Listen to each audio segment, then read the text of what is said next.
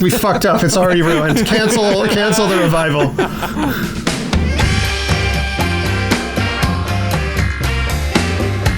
Well, yeah, it's good to be back. This is great. We're jumping right in. Yeah, I mean, I don't know. I guess start of the show. How you Ladies guys and doing? gentlemen, welcome to the show. Yeah. Yes. This is, do you remember 10 years ago when things were like normal-ish? Yeah, 10 years ago. Wasn't that back in March?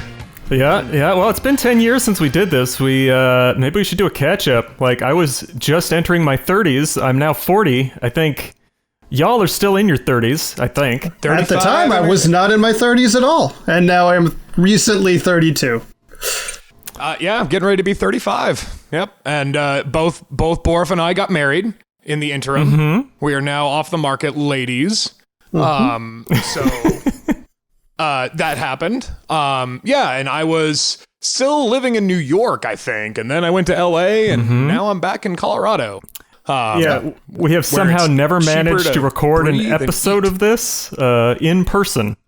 That's right. Yeah, somehow we lived in the same. For one point in magical eclipse of the stars, we were living in the same and didn't even get around to recording anything because we had to work. To the degree that, although I was a late joiner to this show, Chris and I have met one time in person, and it was about 2-3 years ago after the podcast had not made an episode for about 7 years. Yeah, that was Harmontown. That was the thing. I went off, worked on Harmontown, floated away with the circus for probably about 3 years, and wound up doing a lot of traveling and met Zach in person. Thanks to, he gave us free tickets. That was the bribe that did, that finally got me to accept. He asked constantly. He was coming to town, and I'd say, I'm busy. Then he dangled those tickets in front of me, and it lured the trap. It was the bait. The $13 finally was just enough to tip it over the edge. Well, they would record live all the time. One of these days, guys, we'll go on the road. We'll bring the show on the road. We'll get some roadies. We could do that now. It's just no one would show up. We would just be us. Right, yeah. We would be playing to an empty audience anyway. We could go, our tour right now would consist of, we'd each go to each other's apartments and force our girlfriends to watch. That's right. Reluctantly, extremely reluctantly. And they'd try to contribute their own intelligent observations about the movies, and we'd say, no. This is our podcast. You are the audience. That's right. Yeah. Be consistent mansplaining. Yeah. Yeah, that's right. That's right. Yes. So speaking of mansplaining, let's talk about this movie. Rear Window. Alfred Hitchcock film, 1954, I believe. Oh, shit. I don't 54, yeah. 54. Yeah. Well, let's talk about briefly, before we get into the nitty-gritty of the movie, how this pick, and maybe to a lesser degree, how this revival came about. So we talked about ourselves, but if you don't know anything about world events from the last time this podcast aired, it just got worse, basically, in every way, consistently every year. So now it's bad enough that we have decided to talk to each other again, because we are all trapped in our apartments. And I messaged to these folks. We did occasionally have internet correspondence. That we had talked about maybe doing this again, and I was talking about how I had never seen Rear Window, and because it's quarantine, and now it's very hot in my apartment, and in fact, they are building some apartments directly behind my apartment building. If I look out the window in front of me, I can see a row of yet-to-be-constructed apartment windows. It seemed like the time to... Portends of the future. Yeah. Mm-hmm. It's like one stage away from like hell freezing over. It's like everything has just ground to a halt. We can't leave the house ever. There is now no longer an excuse not to do a podcast. That's right. Yes. So you win, world. You win. Exactly. So if you're listening in the future, why'd we pick Rear Window? It's coronavirus, baby. Yeah. It's quarantine theme. Yeah. Although when Jimmy Stewart said he'd spent 6 weeks stuck in his apartment, I was like, well, lucky you, my man. Amateur. Well, and I so we came, basically it was like he came up with the idea to watch it. Now, Borif and I know have seen this movie no less than 80 times in film school at least. Yeah. And it is one of those movies that what can you say that hasn't really already been said about it. But let's give it a try, shall we? I think one of, and it reminded us of, Borif, you sent out a little pamphlet for this movie, a little copy of Hitchcock. The Truffaut hit about it. Yeah, the Truffaut Hitchcock did gush about the Truffaut thing. script, Yeah, and I kind of wanted to talk about what I think I like about this script in general is that it doesn't waste a lot of time with exposition. I mean, some, but not overtly. Like, you get the whole concept. Truffaut even brought this up, that within that first 30-second shot of what this movie's really going to be about and everybody's sort of point of view of the world. Yeah, it's a guy, broke legs, stuck in the house. He's going to be chilling in that house, well, sweating in that house, but he's going to be in the house watching murders. Right, but it's the way they revealed that information. You know, it wasn't... And again, they kind of have the back and forth with Thelma Ritter a little bit, but it doesn't give you the full story. You just get it really in the first 30 seconds. My favorite is the photograph. One of his photographs on his wall is of a race car careening directly towards the camera, which I think is the photo he took right before being injured. Yeah, I think that's the idea. Yeah. Which I don't know how you'd feel about that. It'd be like if, maybe. You know, it's not like you're constantly reminded of what happened to you. You know, you're just sitting there by yourself and you're just looking at that picture being like, if I had only gone that way. Yeah. You know, like... Well, he's not paralyzed, at least. It'd be a different thing if you were, like... That's true. Permanently... Considering how bad that accident looked. I mean, he's like... That, you know... Mm-hmm. Maybe he did duck in the right direction, because that looked fatal as hell to me. There was only one way out of that, and he was going to lose something. Yeah. Yeah, it's crazy because like none of the shooting stuff like that now is like so much safer that he would never need to be out there shooting that. So a lot of the stuff where they're in this and they're like, oh, we're going to send you to such and such. I'm like, no, they would not send him to such and such. That isn't how that would happen now.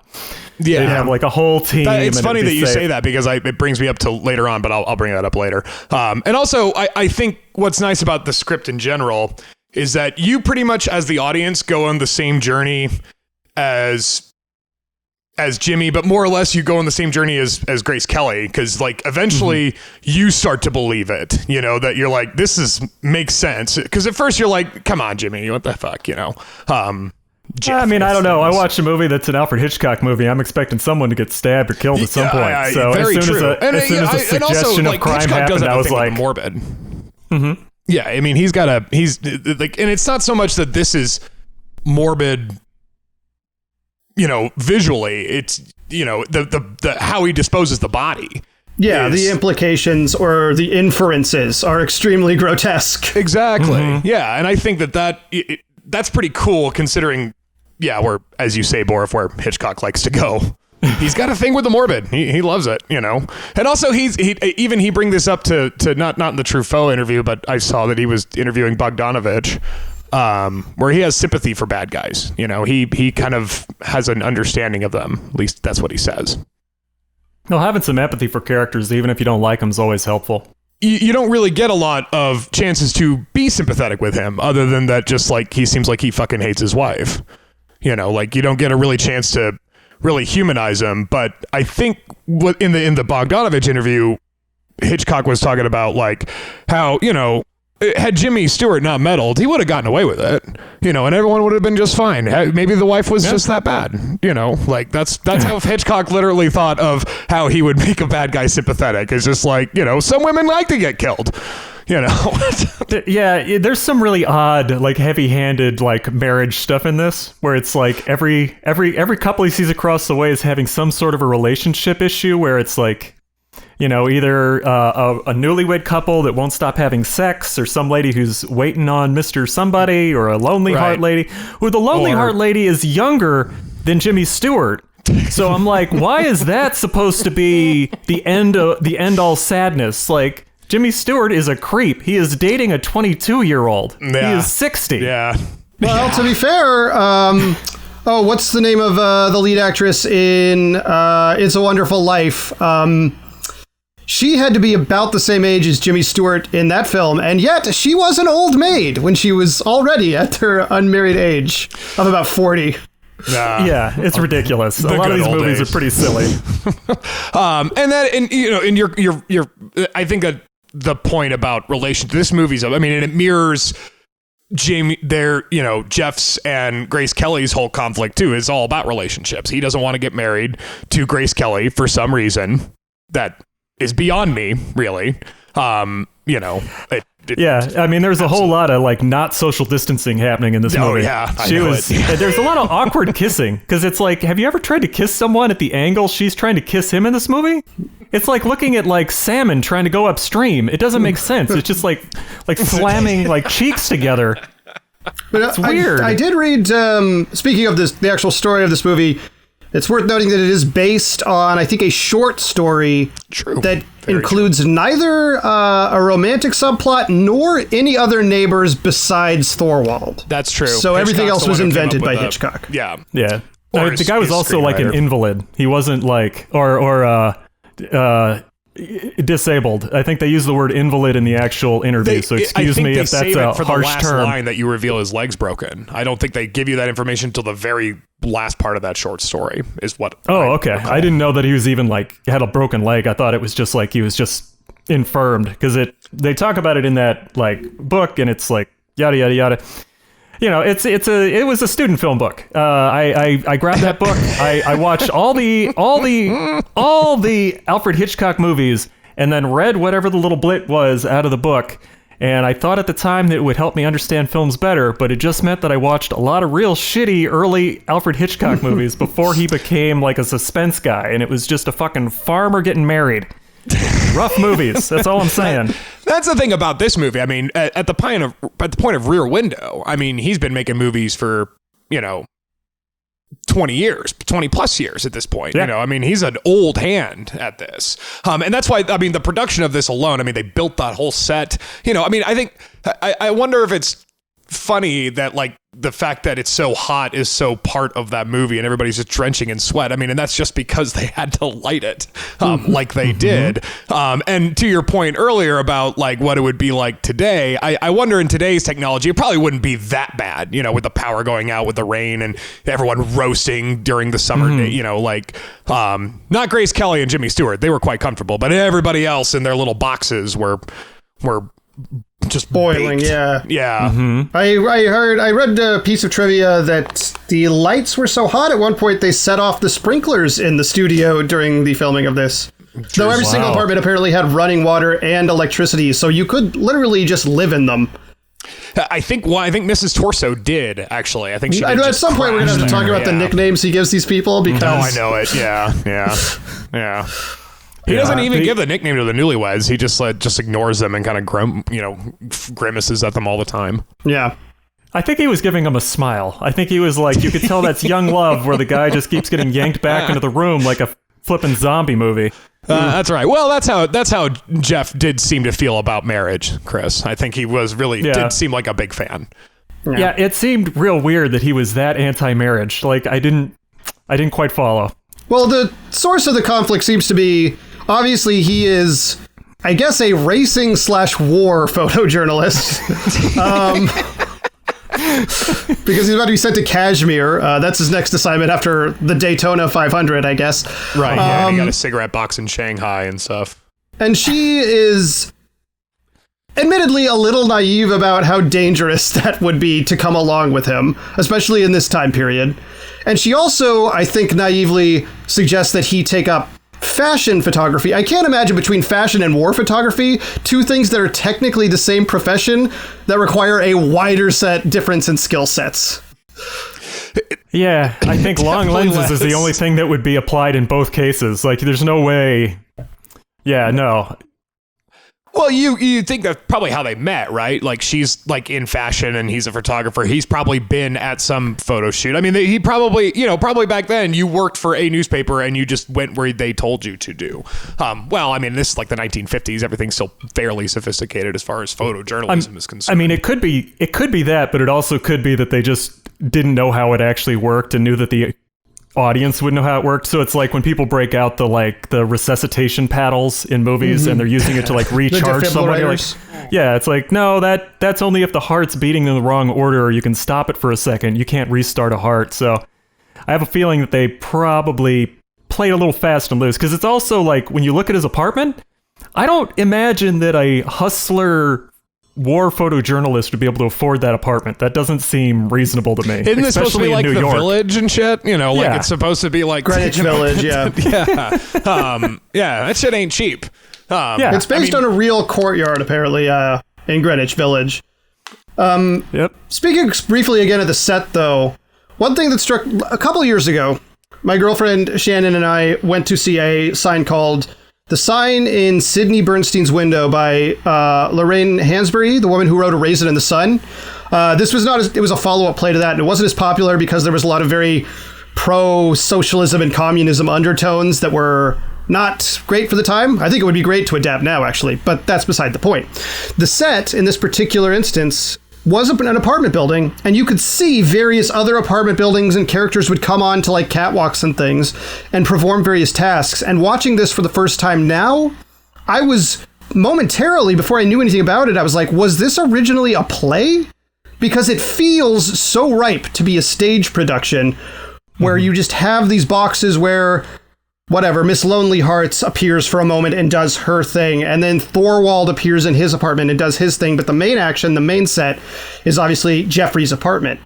And you even have the guy playing piano. It's all diegetic music. That guy could be on stage the entire time. I'm shocked that this neither was a stage production, nor, as far as I'm aware, has been adapted to the stage, because it seems so perfect for that. Well, Christopher Reeves did do it. When he was alive. There is a TV movie remake of this starring Christopher Reeves post horse riding accident. Anyway, he got paid. It adds to the power of the script by just keeping the atmosphere of the courtyard, and that allows the audience to sort of like be in that atmosphere. You're in the same point of view as Jeffries, so like it is as Jefferson. Excuse me, LB Jefferson is his fucking name. Right, everyone calls him Jeff. Yeah, they let you know his name immediately on the cast at the start of the film. That was kind of an odd flourish. By the way, Jimmy Stewart, this has got to be the job of a lifetime, right? You just get to sit. There's not a whole lot of dialogue. You're opposite Grace Kelly. I mean, like, this is a dream job. Like, you just get to sit, I know he got to do that for the Lindbergh movie, but he still had a lot of wooden dialogue in that stupid movie. But in this one, there's not a lot of talking. There's not a lot. Jimmy Stewart doesn't talk a lot in this movie. It's a lot of actions and reactions, and that sort of adds to you, the audience, getting into fill in the blanks. Again, the morbidity of the disposal of the body, they say it outright, but you don't actually see it. But it's still, I imagine in 1954, it must be something shocking. Yeah, but they also made sure that it was said by like the salt of the earth maid, who I probably Delma Ritter, or the rehabilitation nurse, who seems like she should get fired at some point because she's way too familiar, and like it's weird. It's a weird bit. And also, like, doesn't he get in bed? Like, he has a bed. He just sleeps in the chair all the time. Is that really how they did back then? They just slept in the chair the whole time? We'll have to ask. Any doctors out there, write into the show. Let us know. Any historical doctors or whatever. Any doctors who were around in 1954. That nurse also gives him, in my opinion, some bad advice about love, which is basically like, if you think a person's hot, you should fucking marry him. Like, top to bottom, that's her advice. Yeah, that's some real farm kid advice where it's like, well, you have to get married to have sex, and you're only going to live until you're 30, so you might as well get married. Especially like one that looks like Grace Kelly and is throwing herself at you. Even me saying no to Grace Kelly, that'd be tough. I don't know what his hang up is. What, he likes to go... It'd be relatively easy now because she's dead, but then... Yeah, well, it's not like Jimmy Stewart's just kicking him off anyway. This isn't... I think what I like about Rear Window is it's probably my favorite Hitchcock film. And not because I think it's his best film, nor do I think it's his best corroboration with Jimmy Stewart or Grace Kelly. It's not even Thelma Ritter's best movie. But it is such an easy movie. How the hell did you get out? Sorry, there might be a cat attacking. I thought I shut the door, but you opened it. Anyway, but what it does do is it's a good explanation for somebody who's never heard of a Hitchcock film. This is a good idea if you want to know what at least the penultimates, or not the penultimates, the prime of Hitchcock's. And Rear Window, I think, it's just a good movie. Like, it still stands up. I mean, it doesn't waste a lot of time. the mirror reflection of the relationship status of each of his neighbors, mirroring his own aversion to relationships, specifically with Grace Kelly for weird reasons. I guess it's just because you think that he's because he thinks Jimmy Stewart thinks that Grace Kelly's character is stupid, and that's why he doesn't actually want to marry her.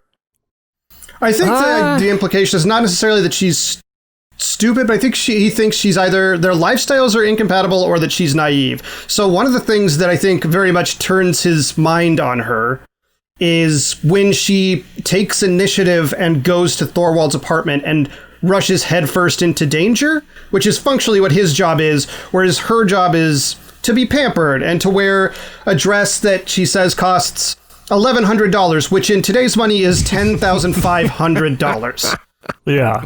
Like, they live very oppositional lifestyles where he's going to Kashmir and he talks about how, like, well, you're going to be packing with a backpack and be out there for months and you're going to be taking fire. And, like, I think his perception, and she's like, well, I'll go with you. It's just as easy as me going with you. And he's reasonably like, no, this is a difficult thing to do.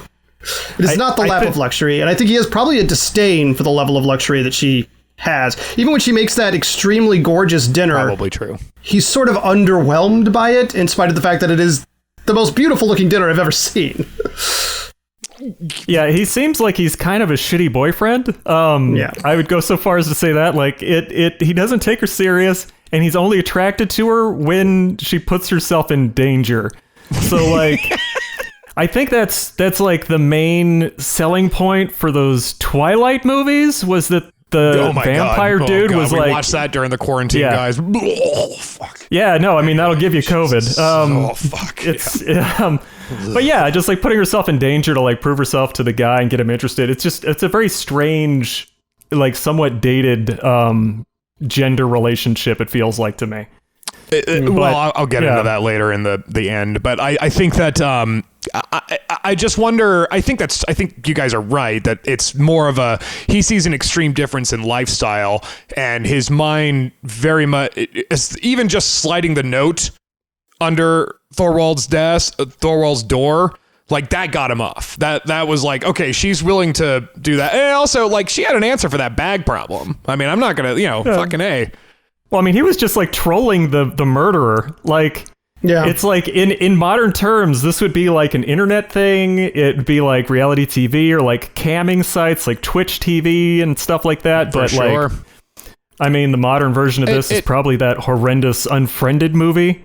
There was also, they made a version in like 2005 starring Shia LaBeouf called Suburbia or Disturbia, maybe? Disturbia, I think. Disturbia, yeah. They had like a legal argument with the estate of whoever the guy was who wrote the original story on this. I saw it. The only thing I remember is that the villain was played by Robert Morse, who was good. Everything else about the movie, I forgot. I don't know who Robert Morse is. He's very well beloved. He's a character actor. You look him up. If you saw his picture, you'd be like, "Oh, that guy." That's exactly how that would go down. He's in like the Green Mile as one of the guards, the older guard. Yeah. Yeah. Played George Washington in the John Adams miniseries. Oh, was he the guy? He was the dude on CSI for a long time, I think. I believe that's true.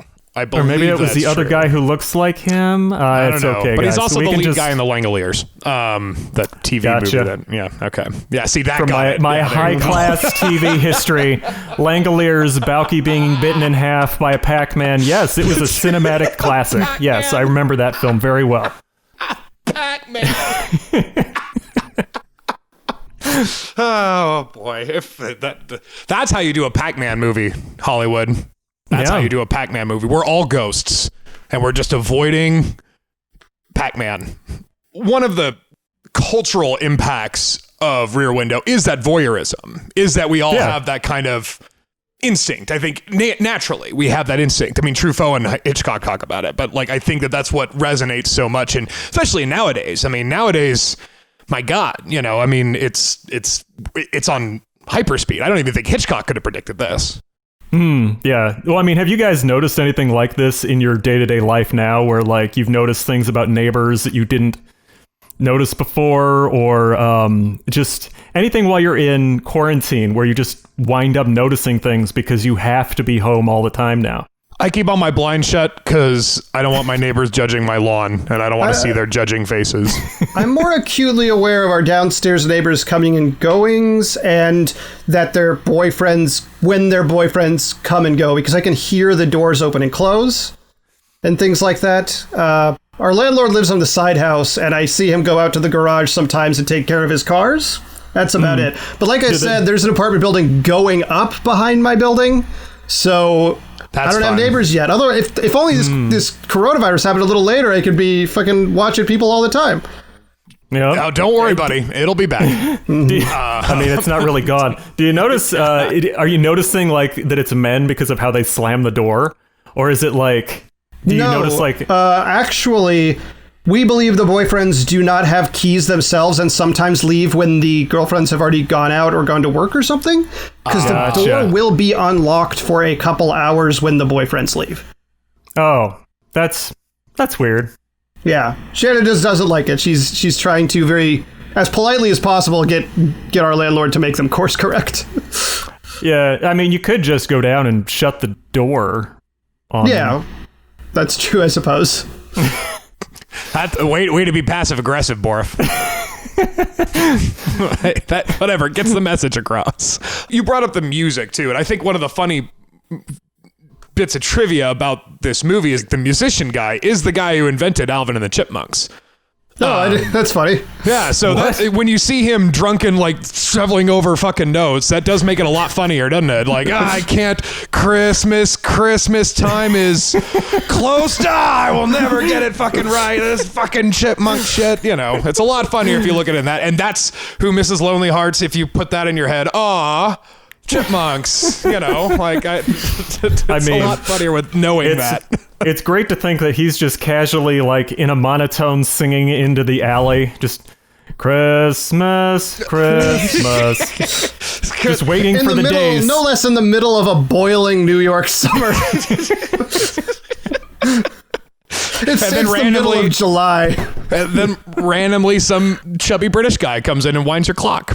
You know, Hitchcock loved to do these little jokes with his cameos or whatever. And he's the master of time, right? He's winding the clock. He's kind of the controlling, overarching thing in all this. I mean, his little like asides where he pokes himself in are definitely less upsetting than like M. Night Shyamalan, where it's like you'll suddenly get like a 20-minute scene of someone hamming their way through trying to say sorry for a car accident and signs or whatever that mess was. Tarantino trying to do an Australian accent. Oh, for sure. Yeah. Not very subtle either of those. Especially that Lady in the Water. Isn't Shyamalan like the underappreciated writer or something in Lady in the Water? Yes. Okay. He's the guy about to write. I'm glad you finished that sentence. Isn't he the unappreciated writer in the movie? Oh, phew! Thank God. Oh my God! It's such a bad movie.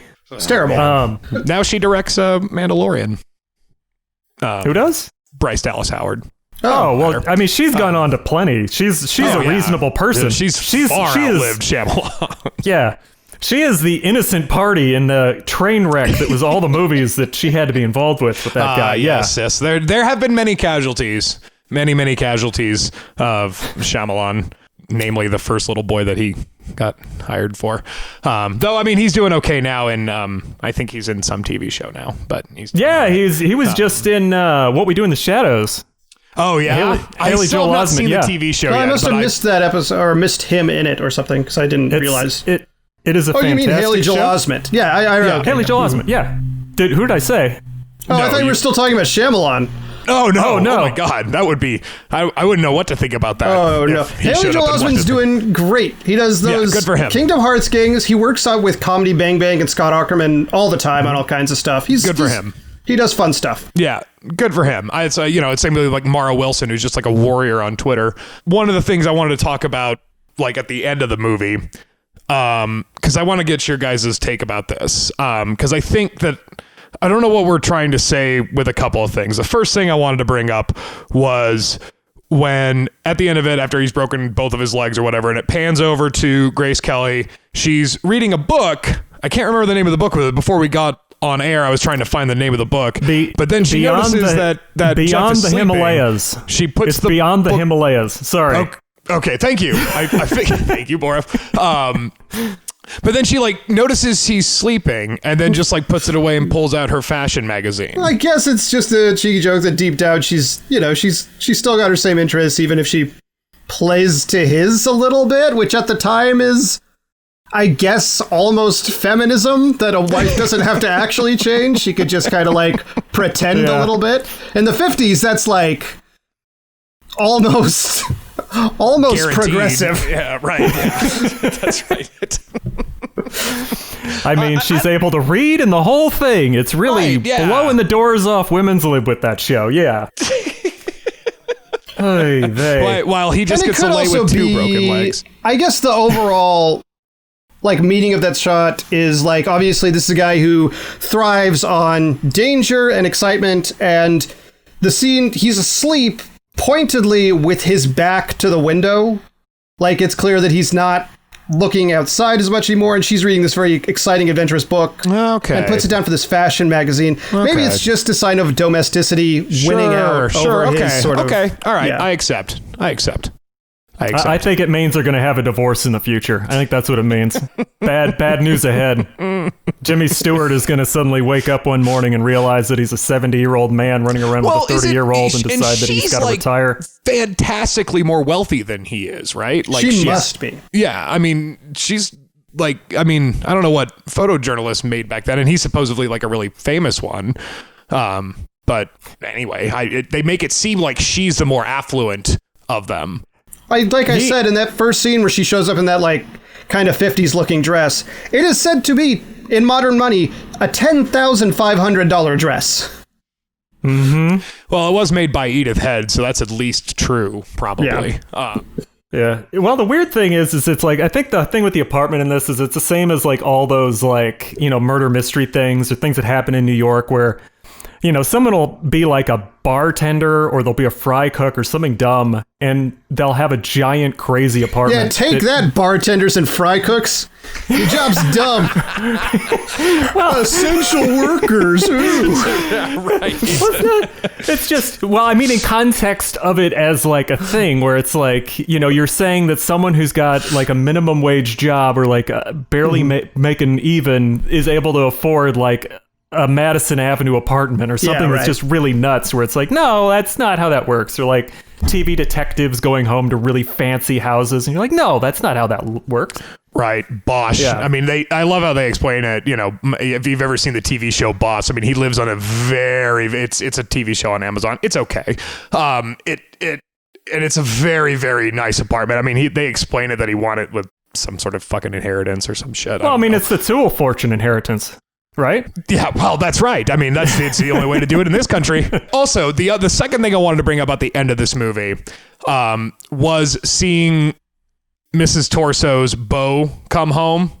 And it's this, military man who's, and you could tell this was just a joke that just was like just a shitty joke, which I thought was actually a kind of a useful commentary about how women are just preyed upon, and then they just kind of turn it into like this shitty joke. And I think that was more or less, I don't think Hitchcock meant to be a joke, actually. I think Hitchcock's trying to tell us, that's me, motherfuckers. I'm that little dude. Yeah, well, there was a scene earlier, right, where she had a party and the guys were being very creepy towards her. Isn't that right? Yeah. Yeah. And they were like very strapping, attractive guys. And the guy at the end is a short, sort of paunchy looking dude. She straight up gave one of those dudes a kiss out on the balcony too. So it's one of those things where you're like, wait a minute. Okay, so she's actually getting some on the side. I don't know how to feel about this ending. Miss Torso is a very strange character. Because first of all, so it's this character, if you haven't seen the movie, she dresses sort of... if you haven't seen the movie at this point.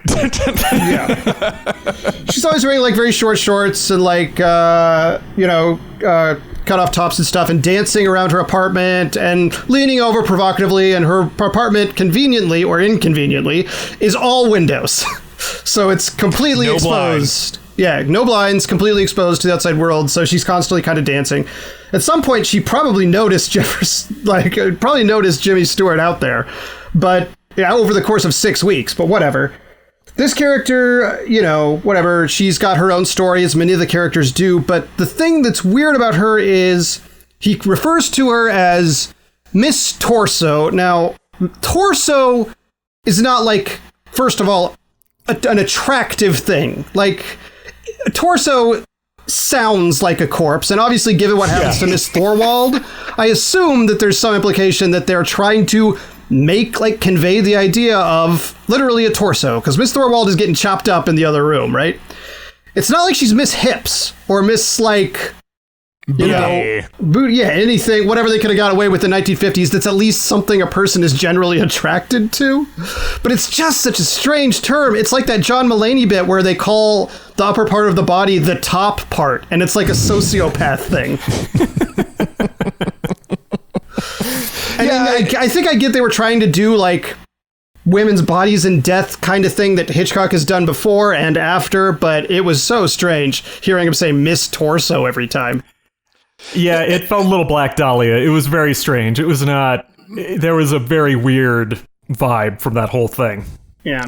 And you could take that one in many ways. I think that...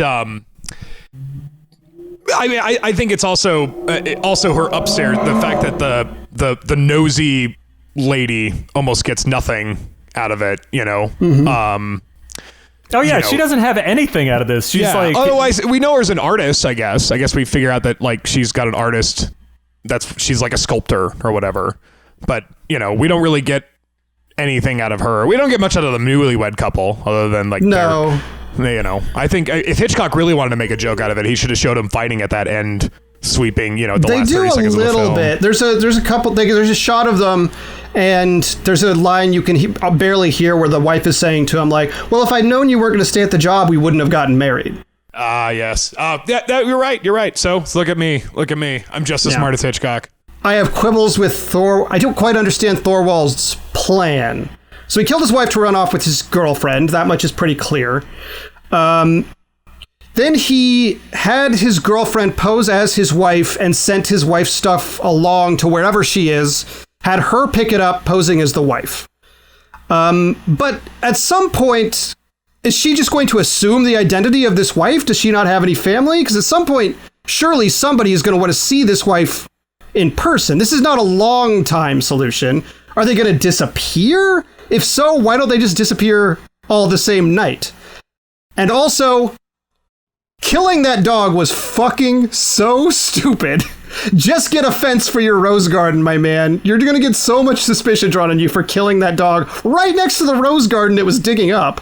Yeah, the whole thing with the dog, it seemed to me like they had to make the villains, like, getting caught personal, because up to that point, you had an off-screen wife get killed, and you saw a lot of people in abstract sort of interacting.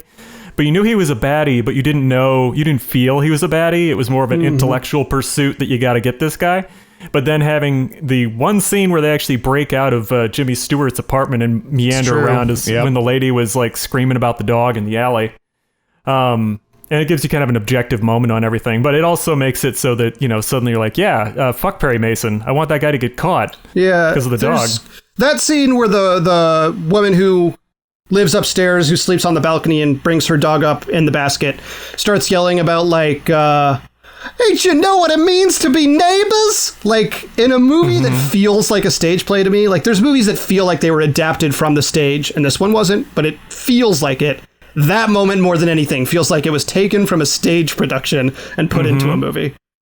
That is true about this. It feels very claustrophobic. Like, the movie doesn't feel like open. You're just kind of stuck in the same room for a long time, which is kind of great for quarantine, because we're all in quarantine watching this movie. Indeed. We're all, you know, and they all just like sit out their windows and play instruments and play Bella Ciao. The other thing not in this country.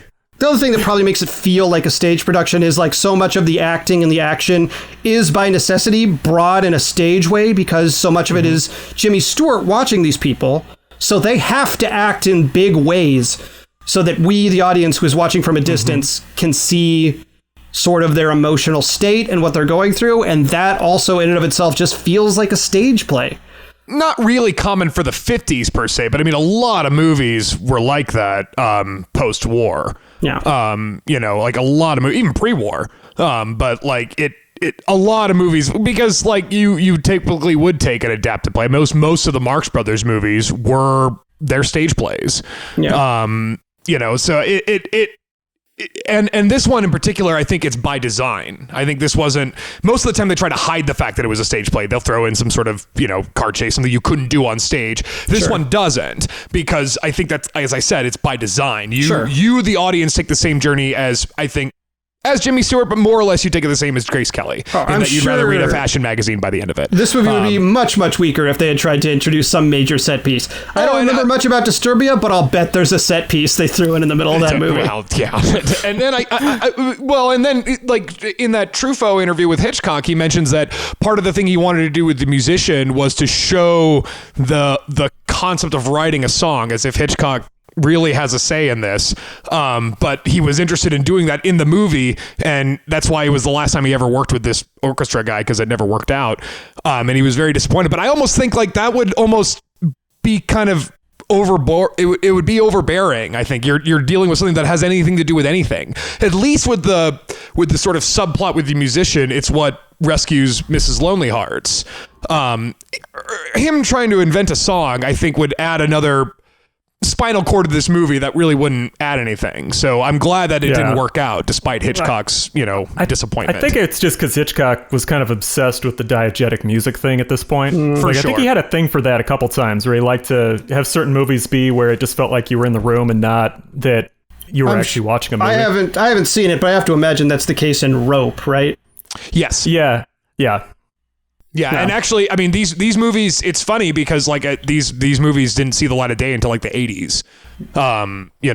Because the Hitchcock estate held on to them forever. This, Rope, and I can't read some other movie. Vertigo is one of them, which is fucking weird because that's like... Well, it was because these were like disposable like matinee fare, and then you wind up with someone who's kind of stuffy, or at least someone who's like artsy, like Truffaut coming in, and suddenly it became a big deal around 1985, 1984.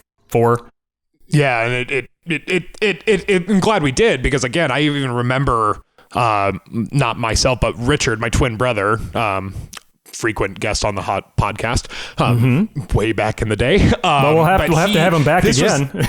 He was a huge Hitchcock fan even before we knew we wanted to do movies and shit. And this was like the third movie that he showed me, because my mom worked at the library. We were able to rent a bunch of VHS tapes back then, and that was the first time I've ever seen it. And Hitchcock is one of those directors, especially in the 50s. This was his prime. I mean, this was when he was firing at all fucking cylinders. I mean, like this was when he was, I think, probably doing his best work. And these movies, you can watch them now and they still feel like good movies. They don't feel dated. I mean, they feel dated in a lot of other things, but like you're still into the story. It's still the way it hooks you in as an audience member.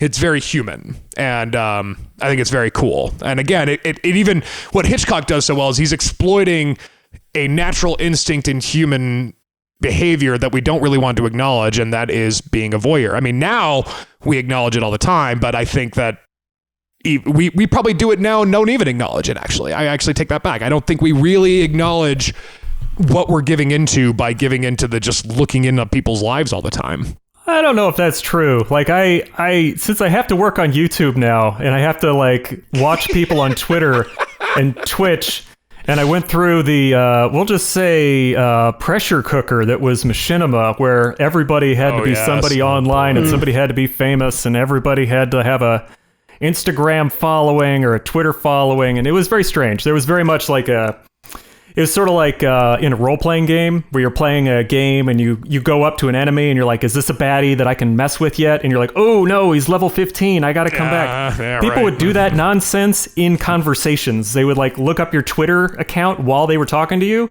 And if you had sub 1,000 followers, they'd suddenly just hard ghost the conversation and walk away. Oh, wow. And it's like stuff like that. Like, yeah, so watching people do things is like a pretty big thing. Also, we're doing a podcast, so we're kind of giving into that too. But we're putting out a just public listening thing. to our opinion. It's not like I'm gonna go take the microphone to the bathroom. You guys, Sure. Which it's long enough. But I think that we don't need that. We don't need that, Carl. But to keep the I don't pants know. on for at least the first If we 5 get episodes. 500 donations on Patreon, we'll unleash. Yeah, you betcha. Yeah, you bet. We'll go to the bathroom Yeah, you episode. send me enough money. You bet. You do we'll not start know an how only- little shame I have. We'll start an OnlyFans just so that Carlson can finally go to the bathroom. Oh God, I don't even know. I hope my wife never listens. She's gonna fucking be like, "You better fucking not." But yeah, no. So I'm this. It is one of those movies, and I'm shocked that Zach's never seen it. Like, I didn't know that about you, so I'm glad you got to see it. So Zach, I'm actually curious about your thoughts of it. I mean, what is your overall impression of the movie, having been your first time seeing it? I mean, it's a classic for a reason. It's like obviously very well. You're like you said, it moves very efficiently. The storytelling is extremely efficient. Like, they don't waste a lot of time. As I said, like, I was struck by how much it felt like a stage play to me. There were a few things that were very of the era. One thing, for instance, that reminded me of Psycho a little bit, but in the other direction, is at the very end when Thorwald is captured by the police and like Jimmy Stewart's fallen out the window, and about 4 seconds later, a police officer comes out and is like, Thorwald's confessed to everything. He's going to show us the whole East River. He also said that he killed the dog because this is what was in the garden. And it's like, he said all that in the 4 seconds since Jimmy Stewart fell out the window. And it's very of its time. I guess it's better than the psychologist droning on in Psycho, but it reminded me of a mirror. That's true. At least it was shorter. That's true. This is my biggest complaint with Spielberg too. Like, you just don't. You want your audience to walk away with zero questions. You know, they're not. You don't let them figure it out. Yeah. He dismembered the body in 20 pieces. We knew that. They ripped open the evidence dungeon, showed it to everybody real fast. It's a denouement in all of 2 minutes. Like, the ending on this one is the tightest button I've ever seen, where it was just like, boom, and that was just the end. And you're like, oh yeah, that's right. They did the credits at the start, so we don't have to do shit now. That's right. Yep. Yeah. And that's why it again, considering how bad it can get with Hitchcock, this was pretty mild. But he still does it. Can't help himself. Still does it. So yeah, I completely agree. It's just one of those classics, right? It just feels like a classic when you're watching it. You can see why, it's on everybody AFI's top 100 or whatever. This is only semi-related. But is there a term for this thing that I always want to have? I've always wanted to have a term for this, and I don't know that one exists. And it seems like one should. But that moment in a lot of movies where the villain's plan is functionally ruined. Like, their overall plan is not going to succeed. Like, when Thorwald goes to Jimmy Stewart's apartment to kill him, I think at that point he's probably not going to get away with it. If he murders another person, I don't know how he's going to get away with his original plan. It's kind of game over. He shouldn't have gone, but that's another story. He should have just skipped town, right? He should have just skipped town. Got the fuck out of there. But he's got the ring. Like, the police have the ring also, so it's like his plan is fucked. And it happens to a lot of villains in a lot of movies, but there's a period of time where their plan is fucked, but they're still trying to kill the protagonist. So basically, they're trying to do this one last fuck you, even though their overall scheme is gone. Is there a name for that period of time in movies where the villain's basically defeated, but they're just trying to do that last fuck you? They usually call it the climax. Yeah. Or the ticking clock that they introduce at the last minute. That's a very common shtick. I think that's even in Macbeth, when Macbeth goes from being the protagonist of his story to the villain of his own story. Or Hamlet too. I mean, when he dies, but he also gets to kill still gets poisoned and shit. Short answer, no. If it doesn't exist, we should make up a word. We could start a TV tropes page for it. Yeah. When Hans Gruber is hanging out the window by the watch, that's the... Yeah, it's just like the Pyrrhic victory, but it's like the Pyrrhic defeat. Defeat? I don't it's know. the Pyrrhic defeat. Like they're trying to make it so both sides lose. Yeah, right. If I'm going down, I'm taking you with me. And I don't know. I think that one of the things that I like about Hitchcock's bad guys is the sort of he humanizes them. I don't think he quite was successful as he wanted to be, especially with Norman Bates. But do you think that's why he adds this sort of like, oh, he confessed, maybe he's not that bad of a guy? Do you think maybe he wanted to say, I think it was for convenience. I agree. Yeah, that's an Occam's razor. He was just like, hey, we got 5 minutes to go on this movie. We can't do anything. Let's just visually wrap it up. Let's just make sure. Well, and Grace Kelly's got to get on the plane to Monaco. Let's wrap it up, boys. Yeah. Right. There I mean, even, and much more than Norman Bates, Thorwald's such a difficult character to humanize because he has like 3-4 lines in the totality of this movie. The climax with him is also very, like, he does that flash thing to keep Thorwald at bay, which is too effective. Like, it shouldn't be that effective. And it has that weird red dot effect. Certainly after the second one. Yeah. After the second one, you'd probably be okay, right? Just keep going forward. You have a basic idea. Yeah, right. He's in a wheelchair. You just plunge forward. Do it with your eyes closed. You don't need to see him to do it. Just keep blowing. Pull that motherfucker over. Yeah, so I think there's a couple aspects. I think the pot boiler, like him watching from afar aspects of the movie are really great. The climax, there's aspects of it that don't fully cohere, like they're not as cohesive to me, but I think overall, thematically and in terms of sort of the slow build, there's a good reason why it's a masterpiece. Yeah. So you're saying it's okay to watch. It's something that has been all right currently to watch. It's not something where you're going back and feeling like you're cracking a textbook. This movie twice because we first talked about doing this revival when I first said I was going to watch this movie, which is about 6 weeks ago when quarantine was just started. So 30 years ago. Yeah. And at this point I was like, well, if I don't rewatch the movie, I'm going to be like trying to remember shit that they say while we're doing the podcast. I took notes. Yeah. I think that one of the things part of the reason it took so long, and I only want to bring this up because it's my favorite inside joke that Borif and I have shared for many, many years. He had to send me the equipment that you're hearing me on from Los Angeles to Colorado. And on the note, of course, it says, I think it would be fun to run a newspaper. It would be fun to run a newspaper. Yeah. I would love to have I would love to have that as a real thing. I want a musical with fucking like English kids.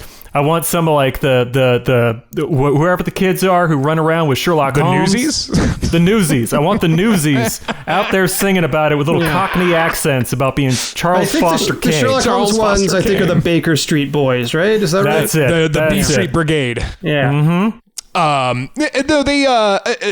They should do a Newsies version of Citizen Kane. I mean, missed opportunity. That's totally what they should do. And yeah, that would be a great song. You and I have been composing this song for a decade now. So the Newsies version of Citizen Kane would be about how Citizen Kane deeply mistreats the Newsies, because he surely did. Well, I mean, most definitely. But it was more about him wanting to run a newspaper and how his benefactors outraged. It's got really good dance numbers. It's really sad, but it's really good dance numbers. It's just like that Les Miserables. It's really good dance numbers. Mm-hmm. Real depressing movie, but it's got a toe tapper that happens when the lady's a prostitute and she shaved her head, and then the one guy's an old French guy, and then someone dies of the plague. It's a really fun musical. We'll make it realistic. We'll get Tom Hooper to direct. He's doing great these days, right? That's right. Yeah, you just don't. We'll just do the whole movie without a click track. Can you imagine that, Borif? Without a click track, doing a musical. They did it with it was a nightmare to edit, apparently. They did it without a click track, and it was a nightmare to edit. My understanding, they used all the on-set audio for both Les Miserables and Cats. And in Les Miserables, the reason was nominally that he was trying to make a more realistic, kind of gritty version than the stage show would be, set in sort of a more grounded world than the stage show was, which is kind of fine for Les Miserables. With Cats, you're fucked from frame one. This is about talking fucking cats, okay? Yeah. There's a horny cat, and there's a magic cat, and then there's an evil cat. You don't need to make it gritty and real. Right. The evil cat who's just really basically Moriarty. Yeah. That movie, I won't pay to see that. I will not spend a dime to see it, but that movie, I have to see that movie, right? I mean, if it's that bad, this is a movie I have to see. If this project goes on long enough. Oh, well, you better believe it. Yeah. I'm going to make your guys' eyes bleed. Oh, I've seen it, my friend. I have seen it. I saw it in theaters. Boy. I took a few edibles and went down to my local AMC and had myself a real fine time. You definitely shouldn't do that movie sober. I mean, I think that they should have a disclaimer on that. Please imbibe in something. Yeah, the idea of going into that stone cold sober and then having to like watch an Idris Elba cat dance around and then other cats vaguely turn into dust clouds for no apparently good reason. And somewhere in the background, you could just see Tennessee Williams, or like you could see his spirit floating on fire, just wishing that people would not use his poems to make such horrible films anymore. Oh, T.S. Eliot. T.S. Eliot, yes, not Tennessee right, Williams. yes, oh, yes. Cat on a Hot Tin Roof. You mean I got it wrong. The Wasteland? That's what everybody knows? No, Mr. Eliot. They don't know shit about the Wasteland. We kind of run out of steam on Rear Window. Unless, Bor, if you have any final thoughts. Alfred Hitchcock was one of these guys that I was super into when I was a film student. And I had all these opinions and stuff last time we did the podcast. But the thing is that like now I've worked in production long enough that it's like, it's all bullshit. Yeah, it's all bullshit. Like I look at it and I'm like, oh yeah. I mean, we all think that he like planned this stuff out. He might have been like, you know what? I'm sick and tired of having to travel for films. Let's just do one on a set. The whole set's one set. We're not going to go anywhere. And then they shoot it.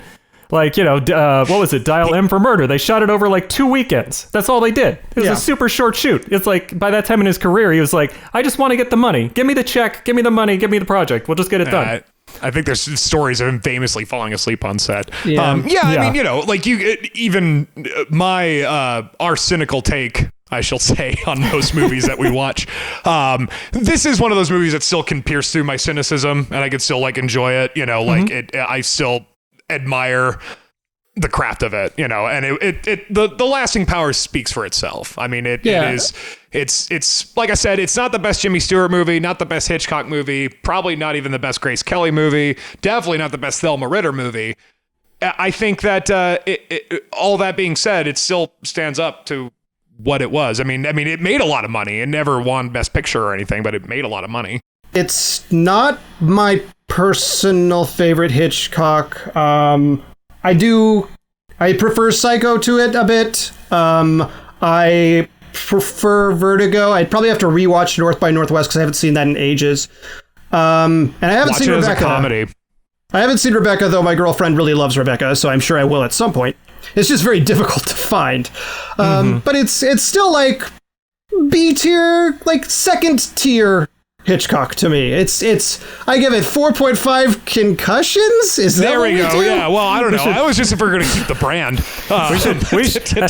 Let's just dive into that one, guys. Our podcast name is impossible to say comfortably.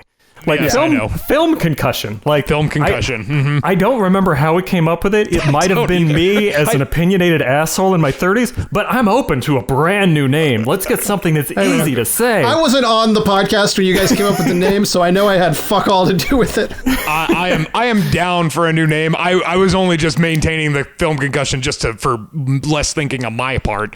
But dude. I mean, whatever the name of this podcast is when you download it, that's the name we decided on.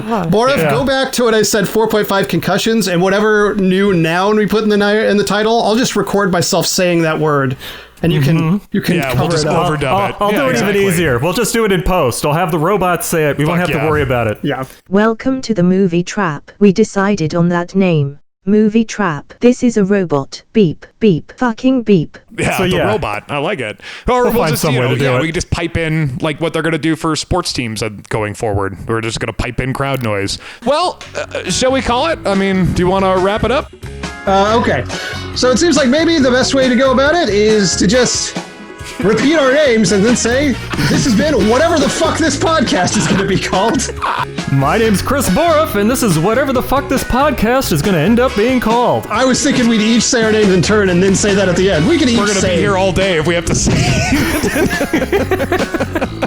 the sign-off's going to be as long as a fucking... I'll follow y'all's lead. You guys take it away, and I will follow you. Whatever you want to do.